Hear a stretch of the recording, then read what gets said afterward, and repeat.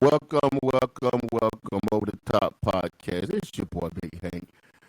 Just a couple of fellas going over the sports for the week. Who we got in the house? We got RJ in the house. How you doing, buddy? What's going on, fellas? Good. Hank? Doing good. We got Bear in the house. How you doing, B? What's happening? Hey man, holding it down. Also got OQ in the house. What's going on, Q? I need some more energy. We resigned both our corners and are going to get our safety back too. Hey man, I So in my time for don't understand why everybody think Philly ain't gonna retool. We gonna retool. We just gotta restructure instead of pay our quarterback. But What's crazy, if we didn't sign Slade, we had number 10 back in the draft. We were going to draft the corner. We're gonna be fine. But we're gonna jump right in. We jump right into Y'all still gonna draft one? You know that, right? Huh? Y'all still gonna draft one? We might. I don't think it's gonna be easy for anybody to pass up on. Well, Porter, not so much, but I think that We're supposed to draft the corner out of Oregon. Who got caught out of Oregon? I forgot his name, but he's pretty good. God dang. He was pretty good from what I was watching. Is it Hernandez or something like that? It's Hernandez or Martinez or something. It's something like that. But that kid got some good hips, man. His hips are just. But he's not as physical. I'm sorry, we cut y'all, bro. You say that? I'm sorry, we cut y'all. Oh no, I just said he's not as physical as the kid from Illinois. I like that kid, man. That kid is like he can play nickel, he can play outside, and he would hit you. They don't like hitting the league no more. They want after a while we're gonna be playing flag football out there. But we know runs the Redskins. We know not the Redskins. I'm sorry. Excuse me. We know Washington Commanders playing. Excuse me. That's and me right. and Q and out, we fly. We feel. We don't. Who your team about? Why insult me? The 49ers. 49ers. Oh. I mean, it's not an insult. It's not an insult. They did decent. I see it for your boy Jimmy. We straight. The Las Vegas Raiders. We appreciate it. Huh? We appreciate what Jimmy did for us this year. We appreciate it. We see him later. Nah, that's good. He get money. No. They did the right thing. Yeah. All right. What other trades? We got our movement. We got out here. We got that talk about Z. Is he done? Would you pick him up as a running back? I would. I think there's teams who use him as a starter.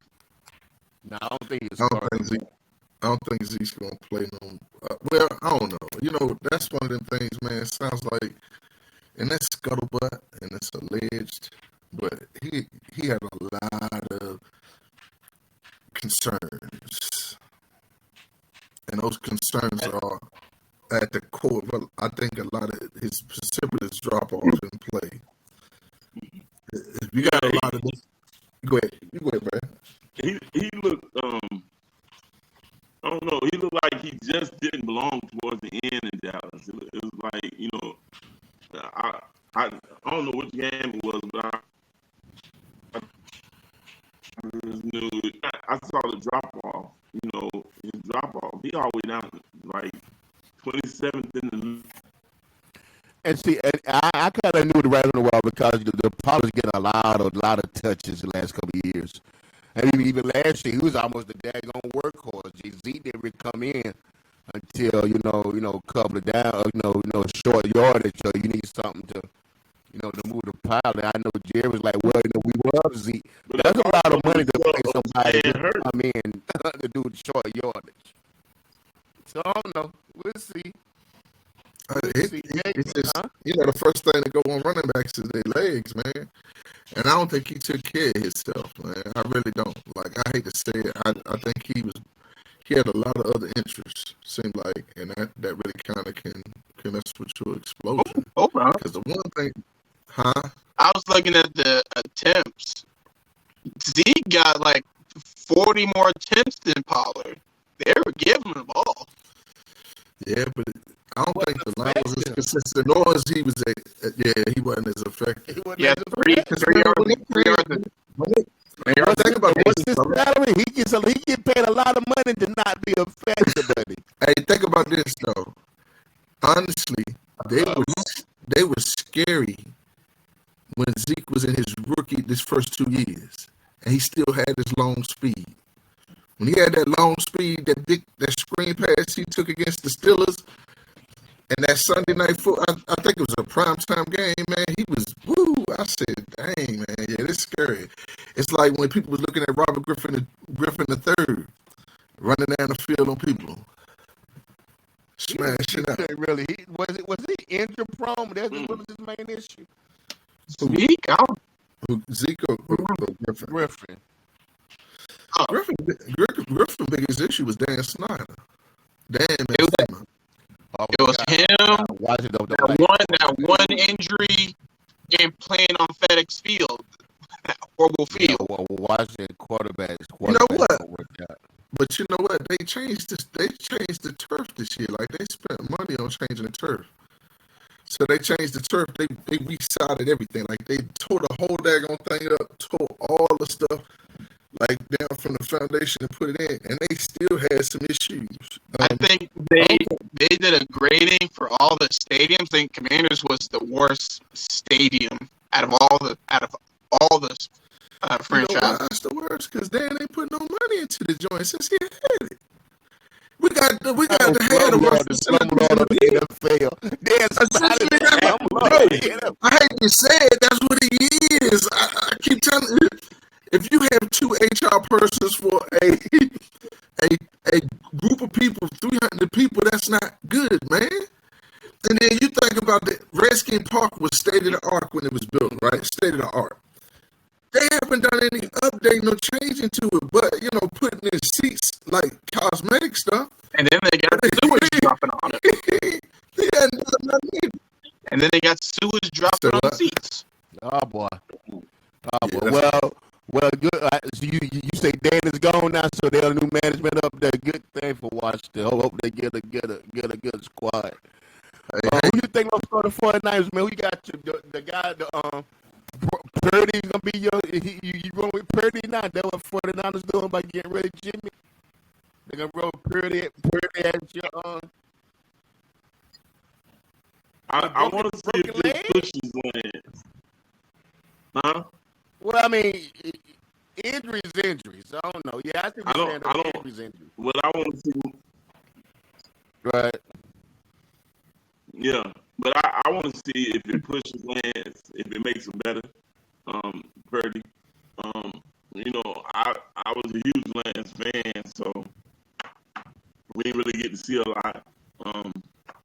But to be honest, man, Purdy, besides that game against Philadelphia, he looked. I like Purdy. I think he's gonna do well. I think he's gonna do well. Like he wasn't bad in the game against Philly. He just got hurt. Yeah, we didn't give him a chance. First play, you gonna block a guy with 16 sacks with a tight end, with a backup tight end? Okay. I think that's one of the things that y'all. I think that's one of the things that y'all got to look at with the defensive coordinator. I don't know whether he's responsible for like blitz packages, but he was able to get a lot of one-on-ones, which created the ability for those tackles to be out there in those situations. That's alignment, man. And so when you align people, Hassan Reddick's an outside linebacker. We had him hand in the ground often, but I think that's also why he was fast enough to go against tackles. But if you remember against the Chiefs game, he wasn't doing a lot against the Chiefs offensive tackles. That's straight on the 49ers are thinking we can block him with a backup tight end. I don't realize how good they were, man. They were getting the ball out at, I think it was 2.7 seconds, and y'all were getting close. Y'all were getting close. It was a mix of They cut it down to 2.4, and that changed the game in the second half. And y'all still got significant pressure on them. The only thing that was really happening was, it's hard. Like, people don't realize it's hard as heck to stop Mahomes because of the multiple nature of that offense. And when you got Kelsey in the middle of the field, most times people are going to bracket him, right? So you can't bracket him and then have people on the outside running around. And they generally got at least 4 in a route every time. So if you got 4 or 5 guys in a route, you bracketing one guy. You got, man, maybe 6 in coverage. Bro, somebody going to be recognizing your mismatch. But hell, I mean that's Andy Reid. Everybody though, so but he recognizes your mismatch. Look, that's the coach that y'all fired, right? That was taken. Andy Reid, Andy. The time was up. The relationship done died down. I mean, we don't try to get to the Super Bowl. Well, I mean, there's no hate. There's no hate there. Much love. He always welcome in the locker room. Slab messed y'all up in that Super Bowl. I call him Slab. My wife loves him, man. I call him Slab. Hey man. Donovan McNabb was a top 5 quarterback in the league at one time. I said the only thing top quarterback in the league. The only thing that I really, I pulled for him when he was at Syracuse. And until you end up down there at Washington, anyway, you know how they do black quarterbacks down there at Washington. Man, I don't like the quarterbacks at Washington. I don't think it's essentially Washington. I think it's just the nature of how things work. Like, I think that was, I think what they did to Donovan is one of the reasons why eventually they got rid of Shanahan. Man, I really believe that. The big moves. I don't want to talk about Aaron Rodgers, but I will. Derek Carr of the Saints. Oh, Derek Carr says okay. Why not Aaron Rodgers? Hey man, every year he holds the media hostage as if he's going to bring you a championship. Come on, guys. You know what my call is on that. Aaron wants just as much attention that Tom Brady has gotten, Brett Favre has gotten. He got the attention Brett Favre. He ain't getting to Brady. He ain't got no ring. He ain't got no championship. Oh, do we? He get more attention than Brett Favre, but he not get Brady attention. He ain't got no ring.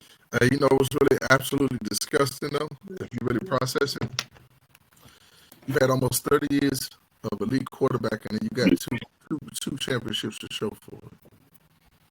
I think at some point that's not even a quarterback. That's Green Bay.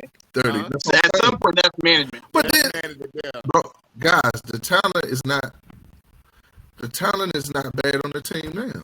The talent has not been bad. It wasn't bad during the duration. Like, it was elite when Brett Favre was in his heyday, but it kind of slowly, precipitously dropped off. But now, what we're looking at now, that talent on that team is pretty decent, man. But there's no sense of urgency with them to win no championship. I mean, the team is owned by the community, which is not a bad deal. But there's no pressure to say, okay, we win this show, you get up out of it. One thing about Dallas, if nobody else put pressure on Dallas, Jerry Jones will, and he's the reason why they lose. But he also put the pressure on them guys. Look here. I don't care who I got. We going to the Super Bowl. So, but I don't think Green Bay put that pressure on the team. Are we talking about you talk about Miami getting Jalen Ramsey? Is that big news? I mean, big time cornerback. Now here's what you have to factor in. Now you got Jalen Ramsey on one side and Xavier Howard on the other.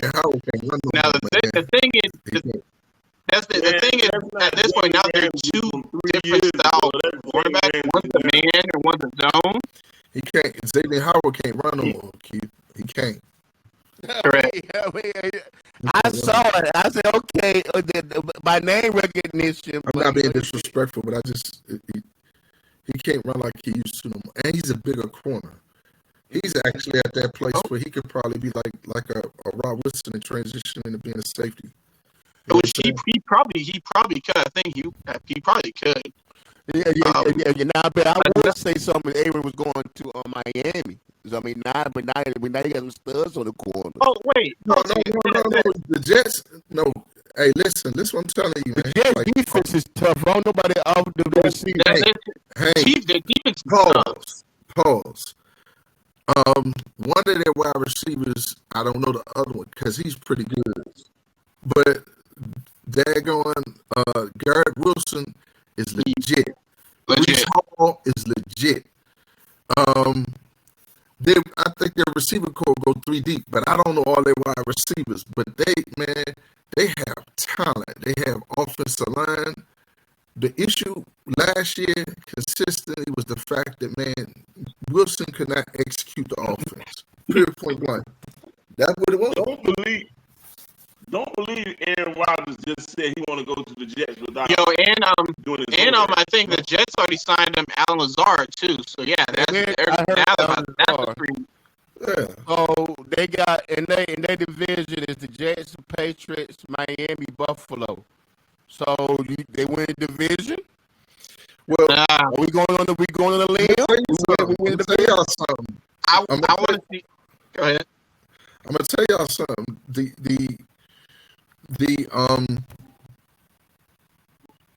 Buffalo Bills are weak, and they lost a safety and they lost their middle linebacker, bro.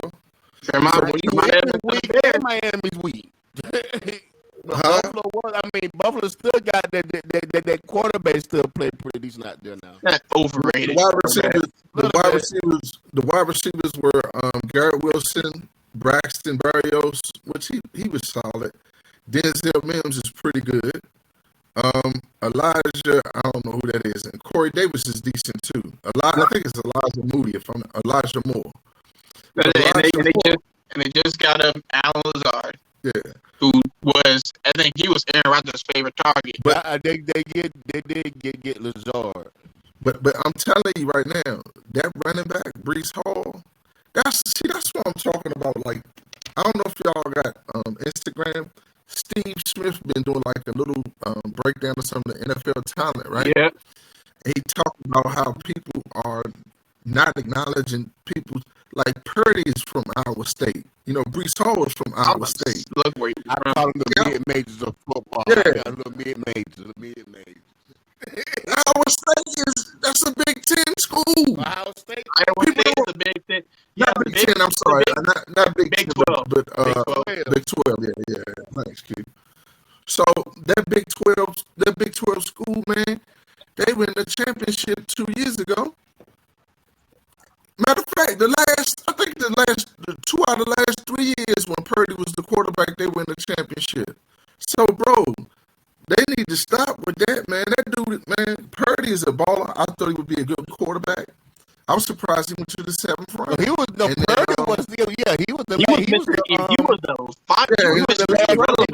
draft. Yeah. But I was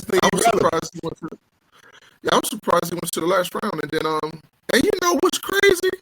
Quiet as it's kept, you know who actively recruited him? Alabama. Really? Alabama wanted him to come. Yes. He just didn't want to go there and ride the bench. So I'm asking you guys, all the trades we know of in the signings, who looks the best? Who would you say, okay, picked up the assets that they can move the needle, all the trades in the NFL. I mean, Jackson's still out there. Nobody want. I don't think nobody going to pay $250 guaranteed for him, unfortunately. But who do you think made the moves that can increase their team? The Jets. So you say Aaron Rodgers the best? Well, we gotta wait for that trade to go through. Make sure, because for all we know, if the Jets and the Packers end up on a standstill on a trade, all that's for nothing. You still got Zach Wilson throwing. I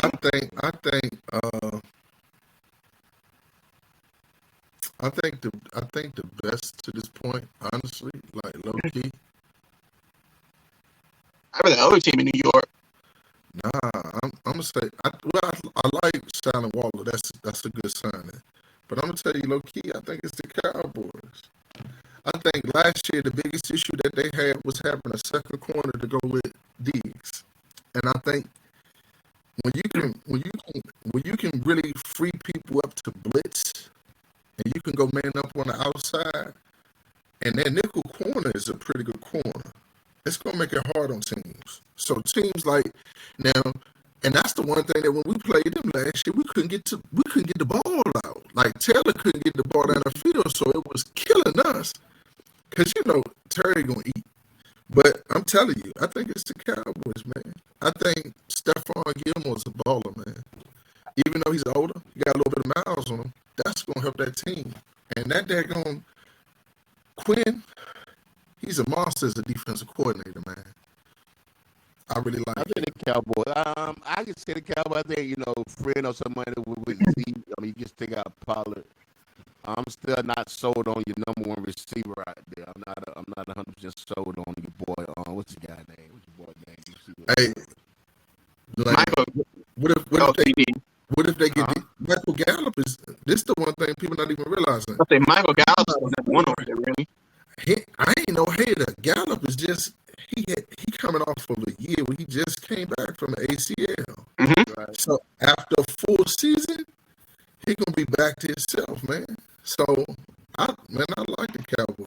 They lost Dalton Schultz. Let's switch gears a little bit to the NCAA tournament. Give a shout out to Greenville's own Furman University. They did. They'll look at me like, why in the world I'm gonna holler at Furman? But you gotta give Furman some props. They did win the first round. Furman don't get no problem in the first round. I mean, I want your props, but Virginia always does this. Virginia always does this. Yeah. So give props, a little bit of props. But so we got so the NCAA says we got a couple of stuff going on with NCAA. Your toys didn't make it, man. Did they find? Did they let the coach? What's going on in Tar Heel land? Now, did they let the coach go to Tar Heel land? What? I heard a rumor that I heard a rumor. I know why. I think, and tell me if I'm wrong. I think one of the players ended up sleeping with another player's girlfriend like mid-season, and that threw off all the North Carolina. That For North Carolina? I mean, I've been heard that. Oh, you knew that? I heard that's what happened. Something went right with them dudes, and the chemistry was wrong. I think someone's girl, and the whole chemistry got thrown off. That'll do it. Boys get emotional. Boys get emotional. Man, listen. I'm just gonna be honest, man. Listen. One thing about me, I love the Tar Heels, but I'm not gonna hold punches, and I'm gonna tell the truth. And someone said it last week. The first thing is your leader. He gotta stop all that darn crying, and he gotta coach, and he gotta go to another level. He's stuck at a point. Now he kind of put himself headed towards elite last year, and then this year he just tapped out at nothing because he puts all his emotion in it. He gets all just driven emotionally. He got a dead dad. That's got to go and whatnot. I don't think he can rally. I don't think, and it's scary because we come out the locker room on fire and whatnot. Which I had a problem with Roy with that. I just feel like they put on that uniform, and because it says North Carolina, I think people bow down, and that's the past. It's not now and whatnot. So I don't know. I don't think he barely got another year. That's rough. He barely got another year, and not taking the NIT. That was smart. To me, that was smart because he's already got Well, how all the is that damage. smart? But I guess it's saying that I noticed that, but it's saying if You take the or NIT nothing. and then you lose. If you lose the NIT, You that's lose to worse. somebody worse. That's worse. You looking bad. So he already know, man. I can't go into this thing looking like this. I'm not going to do that. So let me go work on next year. And you got a nice class coming in, so now you got to repair that to make sure those guys still on board and whatnot. I don't know. He need to go sit at the table with Roy, somebody, for a minute. So Coach gets more than X and O's, guys. It's motivating your players to run for you. You can do that. You'll be an exemplary coach. What do you think about that, Ron? Your boy Patrick Hill had to lead the Hoosier this year. Didn't they let Patrick go this year? Yeah. I'm trying to find somebody coach. I don't know if North Carolina, Patrick, Georgetown, but I think it was time for him to go. I think he assembled a good group of players, but I don't think he coached them up well. There we go. And I think the biggest issue with the same thing in Carolina is we're in a different age, man. With NIL and the transfer portal, it creates an atmosphere of like, one of the things is really kind of different, and I think Saban is the only one that's not doing that. When you're coaching these kids, man, it's a partnership, and it's just like being in the pros now, in the sense that, man, with that partnership, you gotta identify the stronger people in the room, and then you gotta get them to line up behind what it is that you're doing. Now, like you said, if it was a situation where somebody did something like what you said, what was alleged, then that can create a lot of atmosphere for negativity. But I noticed when I looked at the games with Georgetown, man, it was horrible, man. It was horrible, man. Ball handling was decent, getting the ball up court, but getting into the offense and running through flow, it was bad. It was bad. And it's like they was running the same goddamn set. So I'm looking at the set, and I'm not a basketball player, like, know how to look at plays, but I'm looking at the set, and I'm just like, hold on, man, they running the same set consistently. You go ahead, babe. I'm sorry. No, I was just going to say, and that's a great point. With Carolina, one of the first mistakes was Nance. Nance was a mistake. I mean, I don't mean no harm, and I use bad words like terrible and stuff. The dude was terrible. He was not a Carolina guy. So you run your offense, you run some of your offense through a whole nother agenda. Love mindset was, I'm gonna get mine, because I felt like he was looking for that next step and whatnot. Right. So now you already got chemistry is broken in there. Baycott, he showed up to do his job. Davis showed up to do his job, which I felt like he should have been. Everybody else was supposed to fall in. Leaky, he did what he normally do. He played defense. He get the little stuff. He do the dirty work. But I feel like the whole was that Nance and I think it's a great segue, to be honest. Oh, go ahead. And I'm finding out he's not a bench coach and whatnot. So let me ask you, are coaches getting passes because of who they are and not really know how to coach? Or people are looking for coaches to know the S's and O's and how to maneuver? Because like you said, if you don't know how to use his bench, that's just coaching, training. That's knowing what you're doing. Maybe I should use. Go ahead, quick. Maybe I should use the word trust. Like he don't trust them the way he trusts his starter. And coaches have done that. I unfortunately in high school when I played with a coach that did not trust after the starters and maybe one other guy on the bench. But the rest of them, they were lucky to trust. Appreciate you. I want to say, now I think with how college is now, a lot of college coaches really relied on them getting the top high school players and getting them in and saying, here, give them the ball. Now coaches are actually going to have to go out there and coach, because I'm looking at the mock draft for 2023. 3 of the top 5 players that are in a mock draft, 3 of them are not in college. Victor Wembanyama is from France. Scoot Henderson is in the G League. Brandon Miller. I don't even think Brandon Miller's going to go 3 because everything's going on with him. Ahmad Thomas is and overtime elite, and then Nick Smith is in Arkansas. Now, basically, the coaches now are having to actually coach who they have for 2, maybe even 3 years. So a lot of them are used to coaching because there's no reason for y'all to learn more than one play because you're only going to be here 1 year.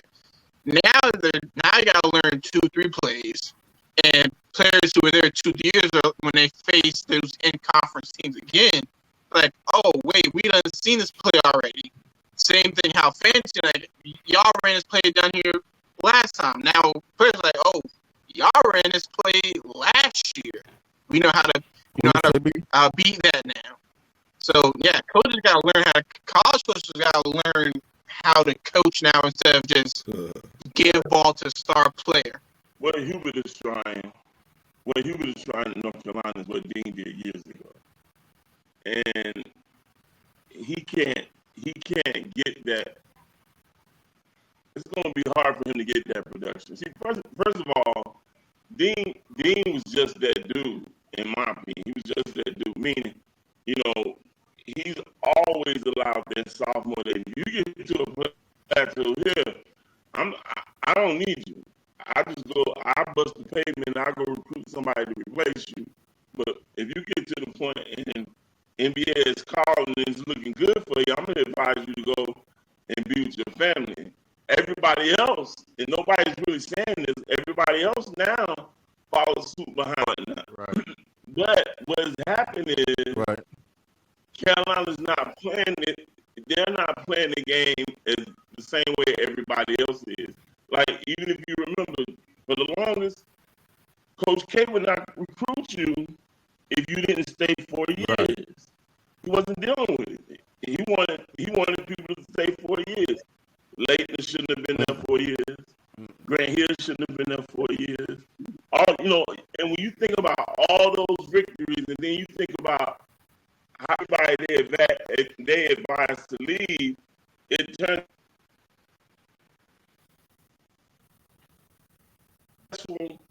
It's Coach K. Did he pad his stats compared to what Dean did? Right. But anyway, my point is, I think Hubert's trying to coach in that style, and it's not going to work for him to coach in that style because kids they don't have the mindset of, especially if you're a top. I think coaching is different. I'm going to go. Do you think you can have the strict coaches like the Bob Knights of the world in this day and age to coach it? Can we have somebody in there? The John Cheneys. Do it. I mean, I'm going to go with him. I'm going to run Q. I'm coming at you as you guys run. What do you think about that, Ron? What do you think how the coaches change? John Chaney, yeah, maybe even John Thompson. To a certain degree, but it's really interesting that you say that, right?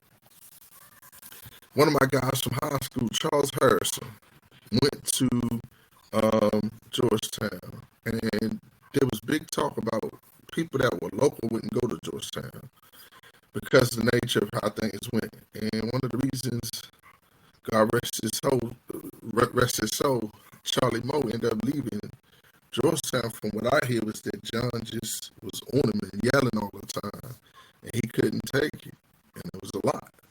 And so he ended up going away. You know what I'm saying? Way back in the day. And when you start to think about it, that's a lot of what's happening with these kids. Some of these kids are not necessarily in the mode of being able to take that yelling or that pounding relative to coaches being on them, man. So, yeah. We're gonna say Q. I was really gonna agree with saying, like, some kids even now can take that hard, get in your face coaching. And some is, you gotta factor in, there's different types of players. Some players respond better to that. Some players, unfortunately, respond better to just being told, hey, don't do this next time, and they'll do it. Some players even respond better to being, y'all hate it, some players respond better to being coddled. athletically good, but you'll get him fit in with a bad coach, and now he don't want to play anymore. That still happens. So yeah, it all depends on the player, and that's how it fits in. Like a couple years ago, the coach at Michigan State, Tom Izzo, he got into something for yelling at the player on the sideline. After the game, he said, "Yeah, that's how he talks to us, and that's how we respond to it." They went out. I think they went on a run in that March Madness. So they went on a run after that. Yeah, some players respond better to that. Some players respond better to just that. For example, my coaching style is not yell at a player, "You're doing this wrong. Go run like that." That wasn't my coaching style. We would have made this championship game if it wasn't for coach. Wait a minute. Because your dad brought a little discipline into the program. See, a little bit.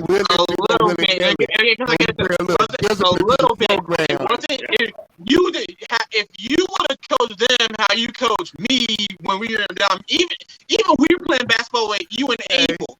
Nah, they want because they would have rejected you had a good that. team, but your dad brought a little toughness, a little more structure, a little more discipline. I mean, a little bit more. You were an interface. You weren't yelling. You weren't doing all that over the top extra, and they responded to it well. When I and guess what? When you sat back and let me coach and say, "Hey, go out there and play," which sometimes coaches don't even let me go out and play. Sometimes you gotta say, "Hey, go out and play." You'll learn that way. Some coaches overcoach. Well, what we're gonna do before we go forward, we definitely want to give a shout out to I do. I don't know about anybody else on the Over the Top Podcast Sports, but we want to give a shout out to USC basketball. I think Don State is doing a great job. What's his name? Don State doing a great job down the USC women's program. It brought me a question up though. We talk about coaches. Because I was watching today and they was pairing her with some of the great women basketball coaches over the last couple of years, which is only two, which is Gino and Pat. I mean, I think Rutgers had a pretty good. Pat Summit, Gino. I forgot Gino's last name anyway. But it made me wonder because she's doing it in the era of the transfer portal and the NIL. I'm gonna go with you, B. I'm going with you this way. How hard is it right now for college coaches to build a good, solid program with all the extras where the kids can come with the NIL and the transfer portal? How difficult it is to build that dynasty the way they build? I mean, look at USC. They won last year. They were the finalists this year. They're looking to win this year, which you said is a dynasty because people don't play that long. How hard is it for coaches to perform in this environment? The first question is how many players did she get out of the portal? What? How many players actually at USC that she got out of the portal? I know Cardozo. She got Cardozo out of the portal. I think most of her crew was there from freshman year. I think this crew had like the nuts and bolts. You know one thing I love about Don Staley? She coaches the right way. I guarantee you, if most of the men in NCAA right now swallow their ego and their pride and go just sit and watch her practices for a year, USC play basketball the right way. It is inside out. It is motion. They moving. They play ball the right way. You don't have kids sitting around. I guarantee you, those people that's going to the game down in Columbia, the people that's experiencing the game here in Greenville, I have not heard any different from people that just love the game. She coaches the game the right way. I'm not a USC fan. No, I'm not a USC fan either. I just recognize You know, you just recognize greatness. You recognize good stuff. So I just the thing. She gets right now coach in college basketball, men and women. She the best in college basketball, men and women right now. Right now, hands down. Say ask the question again. She said she's the best coach in college basketball, men and women, hands down right now. Yeah, when you have an season, right even if Coach K was still sitting on the bench at Duke right now, I would still say she's the best coach in college basketball. I can take that. I think it says here that South Carolina this year or 2022. So yeah, I guess this year they had 10 returning players out of 16, and 4 of them actually left from last. I guess from last year going into this. Well, year. we think about Actually, was lucky that how you think this season dynasty building? I think you're on mute, sir. If you ever really look at like building a dynasty in a college situation, that requires a level of commitment that, you know, is consistent with something that's great. And I think a lot of times kids don't want to build the great; they want to go with microwaves and what looks quickly, the quickest road to success. And you know that NIL is a mug, man. I don't know a lot about his recruiting, but I know one of the kids that went from my high school. He went to South Carolina, man, and they gave him an NIL. I think he got a nice little chunk of change, man. I think it's $300K if I'm not mistaken. Money is right, but when you can't get it regulated, you got a lot of kids on the NIL that ran to the school looking for that paycheck, and that paycheck ain't there. We say, Bill?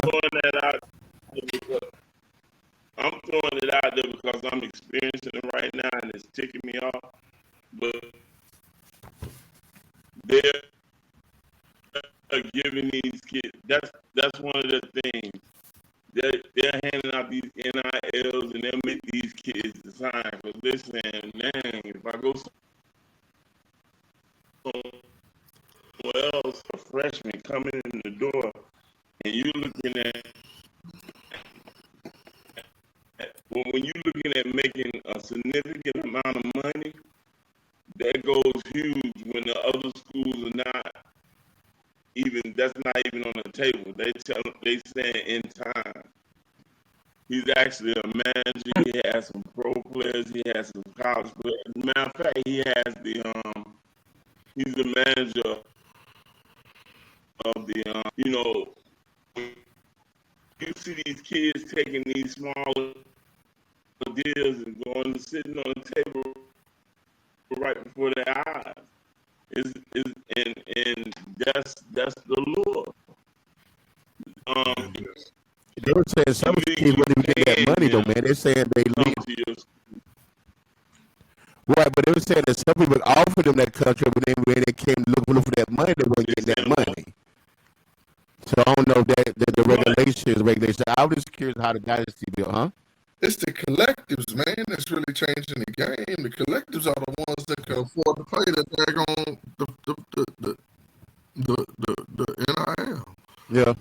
And so, you know, one of my partners told me, he said, man, what a lot of people are missing, the boosters are getting mad because they don't have immediate access like they used to. Oh, that's what it is. So with how they've been treating players for past years, let me man. You get they mad for real. That's what it is. That's what it is. Hey man, Quinn been having a question. We switching to basketball a little bit for the last 2 weeks, and he's been hounding me about it. Cause you know he think he's a student of the new game versus the old game. He want to throw out there, you know, man. We're gonna throw at you, but I don't think run step out. What is? Hold on a second. Let me ask this question. Fine. I'm sorry. This is my segment. I'm sorry. You got this it. This is my segment. You got it. Because Barry kind of hinted at it earlier, so I'm glad we got circled around to it when he said South Carolina wins, they play the right way, inside out, which inside out works for some teams, not all teams. But y'all been use it. What? Because y'all been saying there's no true big man today. There's no true big man. Is there such? I'll say this.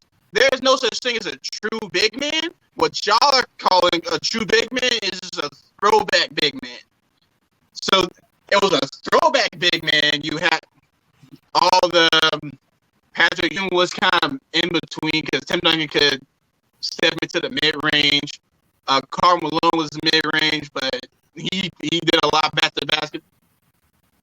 What do y'all consider a true big man? And I'll tell you if it's a throw, because that's a throwback to me. That's what it is, a throwback big man to me. Is there a true big man? What's true big man to y'all? When I think of a big, I think of I know most people go Will and go Bill Russell, stuff like that. You think of a big that can play with his back to the basket. So you have those. Your footwork is immaculate. Meaning, you got the footwork of Ali in the ring in his prime. That to me is like a true big man. Now, back in the day, I felt like Patrick, the way he shot the basketball, I felt like Patrick could shoot the three back in the day. I'm not necessarily saying, to me, the big man has that true grit heart of a lion. That I might break my nose tonight, but I'm still coming. You may break my jaw, something may happen, but I'm still coming. I'm there for the grit. I'm there for the grind. All four of y'all hop on my shoulders, and I'm gonna take you to the promised land. That to me is the truth. When you look at Alonzo, like that's why I get aggravated when everybody in the morning. Dude really barely 6'10", but he was like a beast. He morphed into something that was like crazy, and he carried Miami. And Charlotte was why he was there and whatnot. So I look at things like, it's you the heart and the soul and whatnot. When you need when they break through, when the defense breaks down, you that last line of defense, and the person with the ball thinking, am I gonna get fouled, or am I getting ready to get up and have to pull myself off this floor? That to me is a true big man. When I think about Joker, he ain't doing that. When I think about Aiden, he ain't doing that. None of these guys are doing that. Even I'm just saying. But I would say, could they play next time? Yeah, I feel like they could. They could play, but I feel like they're gonna be punished. They're gonna be punished, but they can play. What do you think, RJ? Yeah. When they averaging 30, you can cut that in half, maybe 13, 15 games. Yeah. Say the question real quick because I want to make sure I'm on it. What do you consider a true big man? Embiid is a true big man to me. I think it's the biggest thing to me for most players is footwork.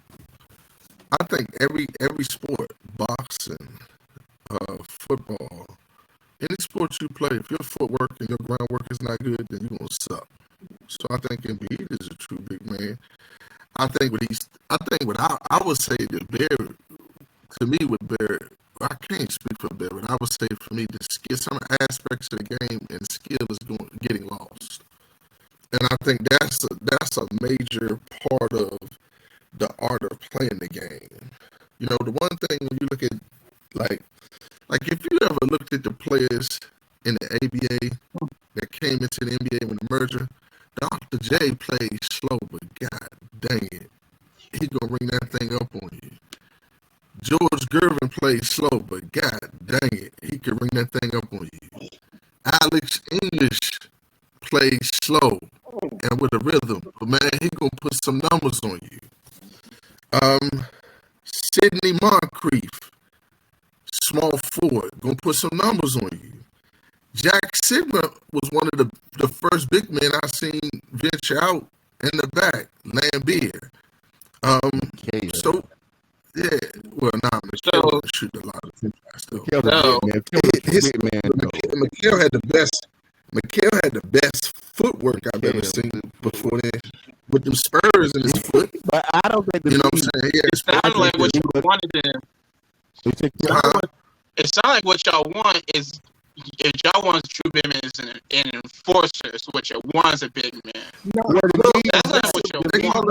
Because even if you want to say footwork, Jokic, if you actually watch him, has some of the best footwork, especially in the post. I always say when he posts up. When you talk about Jokic, I'll tell you right now, I haven't seen him play enough to formulate an opinion. Understandable. Mm-hmm. And then when I look at Joker, and then Embiid, and when I see Embiid plays the basketball, Embiid shoots more threes than Joker, and then you got what Giannis does, and Giannis is slowly learning how to be a post, but they ain't stopping halfback dive with Giannis, so he really don't gotta learn the 9 where he starts to slow down. When Giannis slows down and then says, "Okay, now I gotta learn a post move," he'll enter a second prime. No, he's gonna be out the lead. That's what he's gonna be. I think Giannis is smart enough to learn. He can't do nothing. Giannis still have the strength. Giannis still have his strength. His strength won't go. I think he's really. His strength will not go at all. He's really actively trying to expand this game. I think he's been trying to. People have to really look at, like, each year, good players add a little something to their game or they refine something. Mm-hmm. Especially in the NBA, because the number of shots that you got to put up to be really good. And so, when you refine those points of your game and you zero in on some of the things that are your weaknesses, then generally you'll be fine. I think Giannis is going to be fine because he got to work at Giannis, jump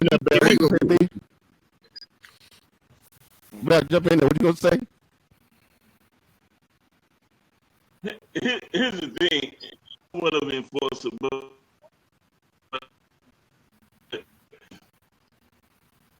this is what we all saw. Like Jokic, and I can agree. Embiid can somewhat. He somewhat is a big man, but with back in the day, you was gonna take a beating. So they were gonna foul you or make you hard just to see where you were coming from. And this is what I'm seeing just from Joker is that he how much could in his lineman all night and stay into the game. I don't.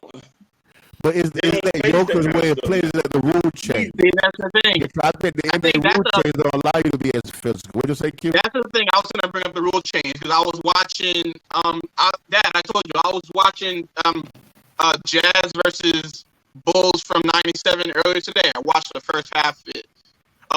Even the rule changes 5 seconds to the back, 5 seconds back to the basket. I was watching. I literally the first 2 possessions. I saw Malone grab the ball 10 seconds. Did this jab back to the basket. Then didn't do nothing looking. And then I saw in the second quarter was on the 3-point line and Kukoc when Malone's in the post. Kukoc dropped down to the paint and immediately illegal defense. Throw it out from the sideline. Defense changed to where you really can't be to where. Big man, you don't have all that time to be in the post like they used to. You don't have 10 seconds to try and back someone down from the mid-range down and then drop step, elbow someone in the chin, drop step, dunk on him, Shaq push him out the way. First off, Shaq gonna get a tail of that because before anything, he's gonna get doubled, tripled, or 5 second back to the basket. I think you don't think the rules change, but have an issue. Is that the issue? Yeah, the league. Oh yeah, the league felt like there was that's better for the flow. You're talking about the ball being in the post and whatnot. true enough, when the ball went in to Karl Malone, when it went in to especially Charles Barkley, you remember back in the day, you know, that's what he did. So the rule change was to keep the game flowing, to keep it going, but also like the NBA, they don't always call everything so solid. Some things pass and whatnot. They still get the call. I know. Everybody walking the league. They know that they'll hear things. And if the NBA cracked down like the first 2 months this season, everything was a travel, and fans were like, "Yo, what are we? Why we keep stopping play?" And okay, the ref said, "All right, we'll cut back on a little bit." I think every year they try to extend further and say, "Okay, we're gonna go travel here." Last year when they stop game, players will adjust their game. He's still, I guess 20 points. He's not 30 points like he used to be, but I guess he made some adjustments. He adjusted now. We're averaging 20 and 10. We watched some podcast today with Q, and they said they're talking about John Stockton. I said, yeah, I think I take John Stockton over about 4 or 5 point guards in the league today. That's another thing I want. We tell that around. You take John Stockton over a couple point guards in the league today? John was a dirty sucker, but he was a great player. I mean, he was a great player, man. I mean, let's keep it real. You know, the distribution on the pick and roll was just awesome. And if you really watched the team, they had him, Malone, Mark Eaton. The only time they were really dangerous was when they had, I think it was it Thurl Bailey, or was it the 6th man? God damn, what's the Bama name? They got all coked out. Nah, they got Corbin. They had Ty Corbin, and they had another. Was Topley ever on their team? Was it Topley or was it another man? It was another. I know Ty Corbin, but it was another dude, man.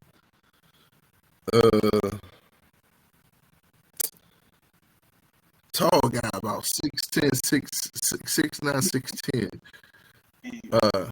But you know, when they start talking about, like, cause I seen this thing on Mark Eaton the other day, being real about what we're looking at with John Stockton. John Stockton is legit. I hated on him because I was a straight Laker. I was always a Magic Johnson fan. Like, I loved the Lakers back then. Until my man Kobe messed it up for me. When he snitched on Shaq, that messed it up for me. I couldn't rock with Kobe no more. Like, dude, Shaq did that. Shaq got caught. That thing messed me up, man.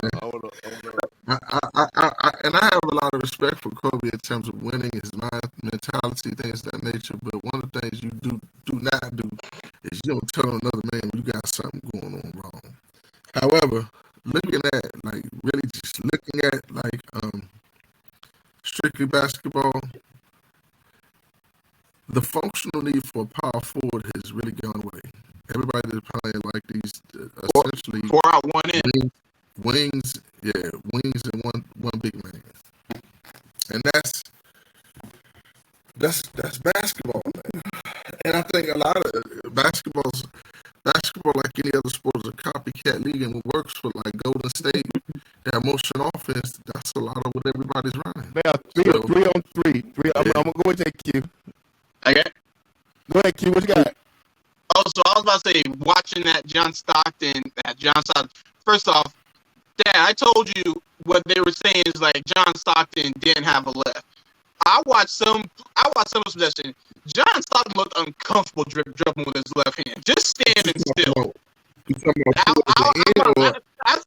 him doing the right hand, like, come, he started looking like me dribbling my left hand until he drove back right. Yeah. It was the 97 finals, game 6. I just know this. He looked uncomfortable. Always. That's no. He wasn't effective. I'm not saying he wasn't effective. He was that game. He wasn't effective, but he was. I could tell he was effective just driving left, but he was standing dribble. Looked like me trying to look down, make sure I'm dribbling right with my left hand. Until he switched to right. He switched to right, and now he looking everywhere. I remember point guards today. I remember back in the day, you know, That's the thing. I got stuff for that. what I'm about to say. I remember back in the day, you know, working for KG, and Utah was coming to town to see John Stockton. And KG looked at me like I was crazy. He was like, "What?" He was like, "You the game tonight."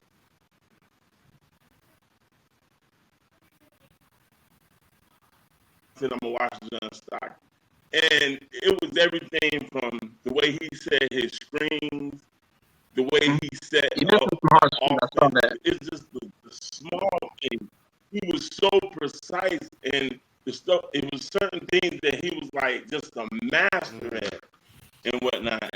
I agree with that. I agree. If you're just watching the game, he's not the quickest. He's not the fastest. But okay, now I get why he's in the upper echelon. Now I still say they did Isaiah wrong, 92. Well, that was Michael's fault. That was Michael and Isaiah. That was Michael and Isaiah. Isaiah said he the best point guard to play the game. They just wrong. Is Isaiah one of the best point guard to play the game? I would ask you this best point guard ever played. What you say, Ryan? I would ask you this question. What other point guard besides him won with the roster that he has and could win with the roster that he has? Say what? He didn't have a horrible squad now. That was the bad boy Pistons. Yeah, that was a bad squad. You say, hold, stop for a second. Tell me who your second and third scorers. Tell me who your second and third scorer is. You got no. You got to score points now. You say tell me who your second and third scorer. Who's on that roster, baby? You got Dumars, you got Sally at no score. You had who was on that? Most times Kenny Johnson was a scorer. You know, most of the time who it was your three. At first it was Adrian Danley, which pissed me off because he got AD traded out of there. But then Mark Aguirre came in. So then what I'm saying to you, when you start thinking about second and third scores, it was nothing compared to, man, Bird, Parrish, Mikhail, Dennis Johnson, Danny Ainge. You start thinking, you start thinking the Bucks, Jack Sigma, Sidney Moncrief, Terry Bam Bam Cummings. Do you understand what I'm saying? You start thinking about the names and the teams that they was going against, man. Them boys was monsters, man. So I mean, that's why Chuck was like, man, you gotta put. What you say, B? You gotta. I agree. Wow, you okay? Last question. I did. Go ahead. I did say I was looking at. You said you take John Stockton over a lot of point guards. I got a list of the NBA point guards. Name them. Okay, so give me 5. Here we go. Okay, Give me 5. So right now, Luka Doncic is labeled a point guard. Luka right now is averaging 30. Luka right now is averaging 33, 9, and 8. With a steal and a half. Who else? I want to take him over Luka. I don't think Luka's point guard, but who else? Damian Lillard is averaging 32 and 7. With Dame, okay. Okay. Shai Gilgeous, he's too young. Yeah, Kyrie's right here. Steph Curry's hurt.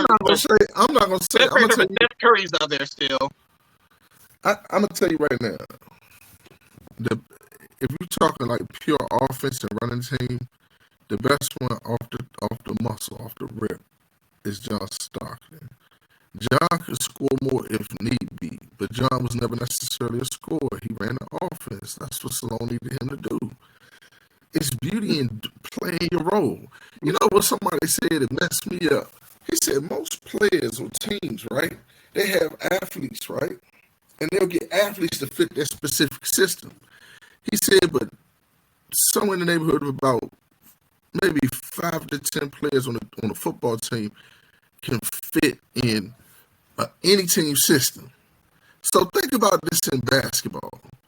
How many players, based upon the way teams draft, are completely interchangeable? Like, you think about Kevin Durant. Kevin Durant, the way they set up their game in mid-range with the Suns, it creates an opportunity for him because his game is mid-range, right? Right. But if you put him, even he did well in the motion offense. But if you take Steph Curry and put him in, like, they don't even really run pick and roll, but you put Curry in a pick and roll offense, so not a motion offense where he's getting set up to shoot. Do you think he's as successful? And that's what you got to really look at. Like that's one of the reasons, man. I love Bradley Beal, but man, he hurts me with that pounding of the rock. He pound the hell out of the rock, and before you know it,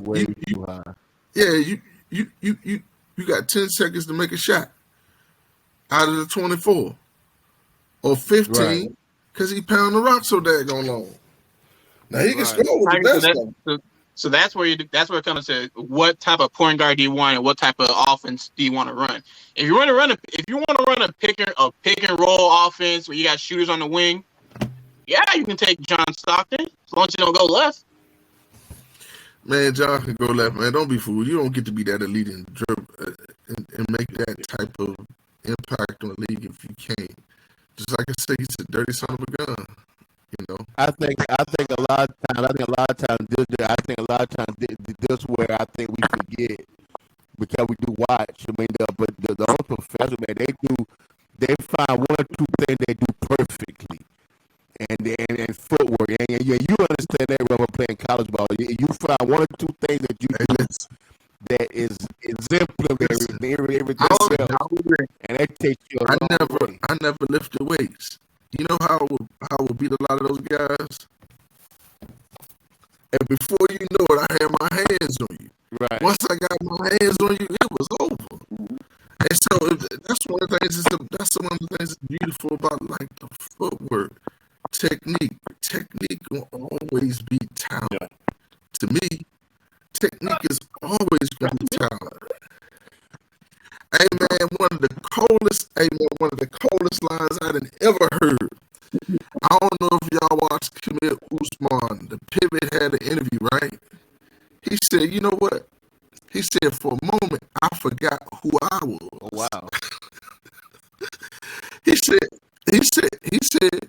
"However, I'm gonna remind him of who he is, and then I'm gonna remind him of who I am." Man, it's about the 22nd minute of the Pivot interview. Man, that joint so hard, man. I was like scared for a second myself. but you can tell. Go ahead. You can tell. I meant that, bro. He meant that. That thing was deep, man. The last little topic of the day I want to touch on a little bit. What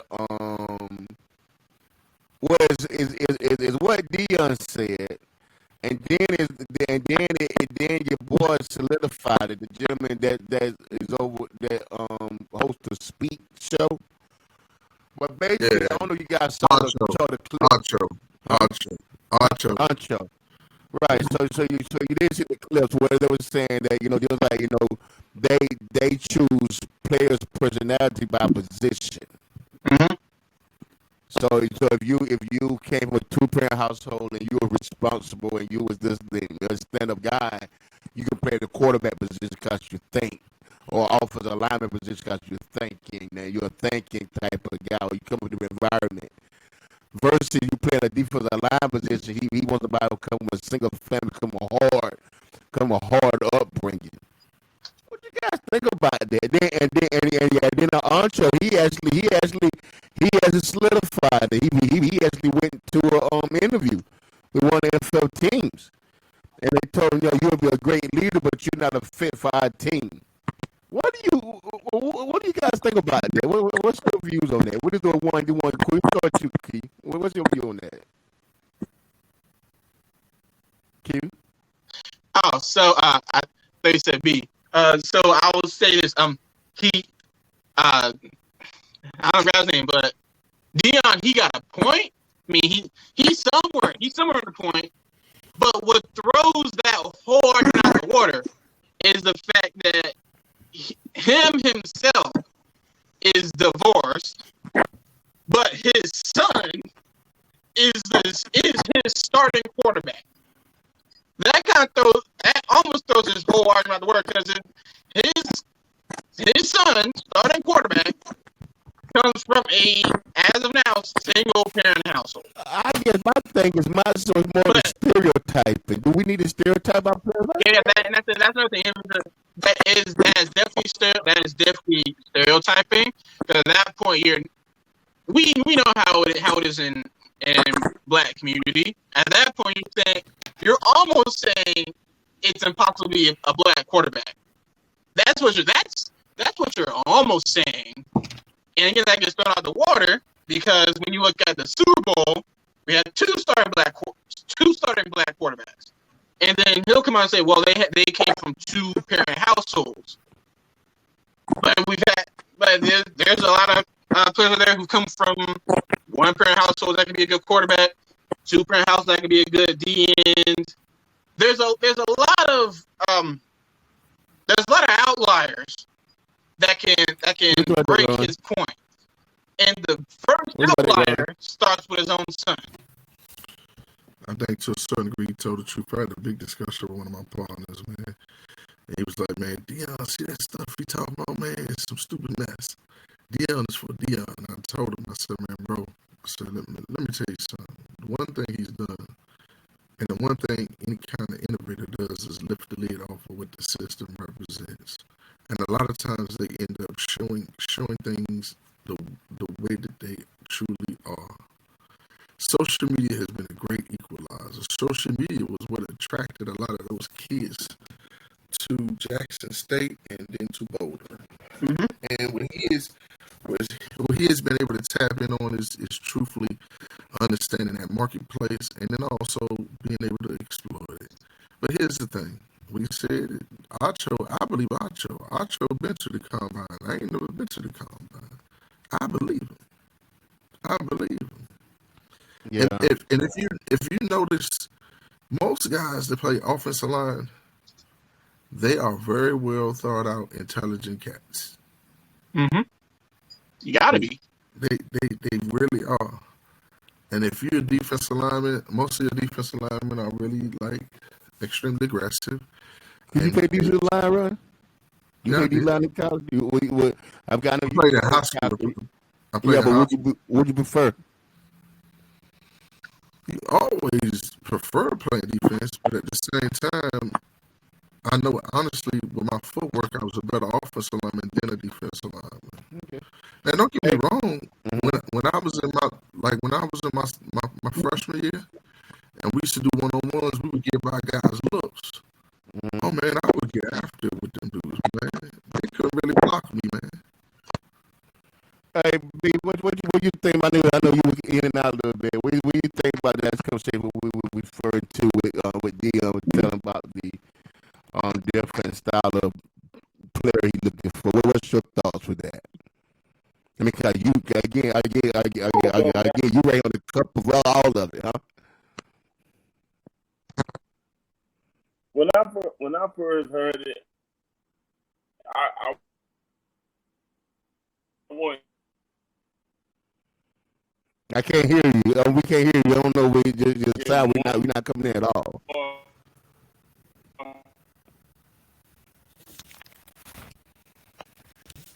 Okay, we're not getting. We just froze. We just froze. Well, all right, guys. I mean, I will say. Mm-hmm. I will say when you first hear it, you think I can't determine the house or under to it, and you put your mind to it. You make it up your mind. Go ahead, Q. I think he was saying when you. I think what he was saying. I think he was gonna say when you first hear it, you're like, "What are you talking about, Deion?" And then when you sit back and think about it, and think about all the good quarterbacks, good this position player, good this position player, you think, he might have a point, but it's one of those things that, okay, you got a point, but you probably shouldn't have said it. That's one of those things where you like, okay, Deion, you right. What What's that? Stephen A. Smith. Stop. Come on now. I mean, he's right, but you didn't have to say that. That's basically what that was. And then you got that. Then you got, like I said, the outliers. That I'll say again. Start with his son. The outliers like that. But yeah. I got Stephen A. trying to dodge some bullets from Dr. Umar, but we'll get that conversation a little bit later. He be getting heat rocks. Him, Umar. Stephen A. is slowly becoming the Skip Bayless that I think he did on the Umar out of the jokes, guys. I don't know. Yeah, Umar be getting after him. My man Corey Holcomb. Holcomb be on him, Jay. I mean, why is that? The Irving family, I think, wants to fight him. Huh? The whole Irving family, from Kyrie to the mom to the dad, if you there, I think the whole Irving family got beef with Skip. He affected that man in a major way, and Stephen A. was wrong for that, man. And Kenny Smith had a conversation with him about that, man, and told him to kind of stay off the kid in terms of like certain aspects of things. And he was right. He's right. Now, I ain't gonna say Stephen A. not wrong, because Kyrie, man, he took the money. You got to play, bro. And I think he's like a lot of people, man. When you he's going to probably do some great things after he gets through playing basketball. But I think his major issue, one, he gets bored quickly. You know what I'm saying? And money has afforded him the opportunity to be able to do a lot of the things that he wants to do. And so when you have other interests, that's why people always say, man, is he a good football guy, or is he good basketball? Does he love the sport? A lot of that is based around the fact of how hard you're willing to work, or how consistent you're willing to be at playing something. You know what I'm saying? So but don't you find that in a lot of the athletes, Bell, that you know that the hunger is not there, or they have other interests? It's not.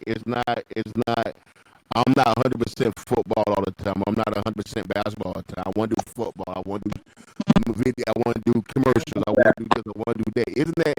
Is that detrimental to the league, or is that a positive to the league? I see a lot of players that don't really have a heart. I'm going to go down first, Clear. I'll go with you. Okay. Beck, can you hear me? Go ahead, then, Q. So I think that is a social media thing.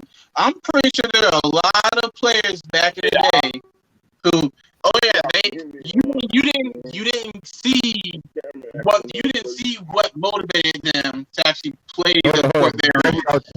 So now,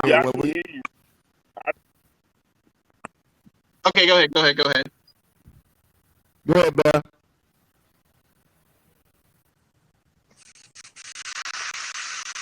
Man, I can't get a word off. Okay. My phone I got it on my phone. Yeah, we can't hear you at all now, bro. Go ahead, Ken. Go ahead, finish up. So I was saying, I think it's a social media thing.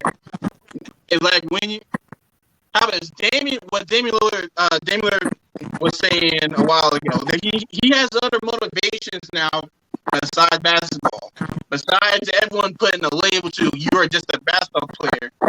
Damian Lillard is a rapper. Damian Lillard, probably when he's done in the NBA, most likely he's gonna either jump into a rap career, or he's gonna jump into producing a rap album, whether it be his or someone else's. You know, LeBron James, he down in LA, he's probably gonna jump into Hollywood. Whatever LeBron's gonna do when he's done. LeBron's probably gonna come out with 3 movies. Kobe, rest in peace, Kobe. Kobe, right when he was done basketball, he immediately went and won an Oscar. There is now getting to the point where we know that players, I'm just a basketball player. So when you look at that and say, whoa, you must not be this much focused on playing basketball, you're kind of saying, hey, you're just a basketball player. Now, they're not trying to get put in a box. It's basically. They don't want to get put in a single box of I'm just this in other areas. serious. B, I'm sorry your mic can't work here. I'm trying to get you in here, bro, but can't get you in there. Ron, you get the last word. If we can get his mic where he get after you, but if not, Ron, you get the last word for the night. Hey, man, we talked about a lot, but I'm going to say this. Talent beat technique. And I think some aspects of the fundamentals of basketball have been lost on the AAU cutting floor. I said some of the techniques and the talents of basketball have been lost on the AAU cutting floor, meaning like they've been sacrificed. Aspects like the AAU game is a running wide open motion offensive type game.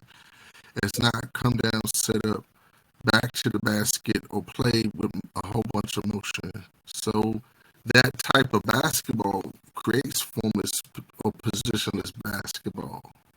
That's what I'm saying, and that's really what you're saying right now. Positionless basketball. All right, family. What a great show. Bell, sorry about the bell. Had some technical difficulties. We'll work on that for next show. But like always, guys, may your next move be the game changer. Good night.